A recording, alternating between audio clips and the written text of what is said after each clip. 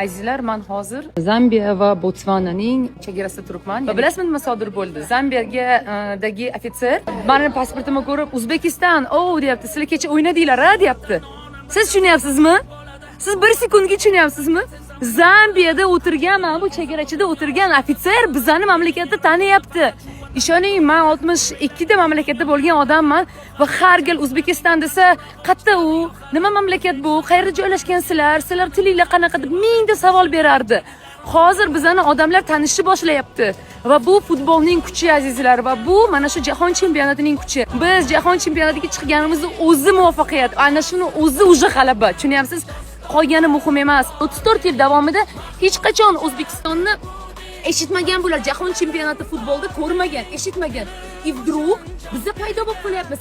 Deyapti, O'zbekiston nima mamlakat bu deyapti. Qidiryaptimi? Wikipediyaga kirib o'qiyapti. Hech bo'lmasa kirib bizning arxitekturamizni ko'ryapti. Vau! Chiroyli mamlakat ekan-a, zo'r ekan deyapti. Endi nima bo'ladi? Turizm oqimi yana ham ko'payadi. O'zbekistonga bo'lgan qiziqish ortadi. Eng muhimi, oddiy aholi, mana shu 8 milliard dunyodagi aholidan qaysidir foizi bizani O'zbekistonni aynan jahon chempionati sabab yana ham kuchliroq tanisha boshladi. Zambiyada o'tirgan ofitser bizni tanidimi?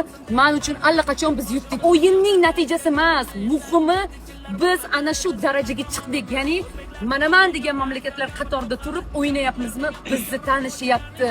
Men shundan xursandman. Siz ham shundan faxrlanishingiz kerak. O'zbekiston tanilyapti, O'zbekiston kuchayapti, O'zbekiston zo'r bo'lyapti.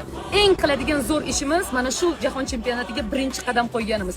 Qolganini ham eplaymiz. Qolganini ham hali yoramiz, Xudo xohlasa, va men bunga ishonaman.